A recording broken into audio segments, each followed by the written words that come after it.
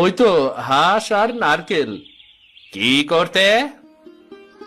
ও কালুদা, খুব ইচ্ছে করছে নারিকেলের সঙ্গে হাঁসের মাংস খেতে, কিন্তু আমি তো কিছুই জোগাড় করতে পারছি না। আমার কাছে কোনো টাকাও নেই, আবার কোনো কাজও নেই। কাজ আর তুই?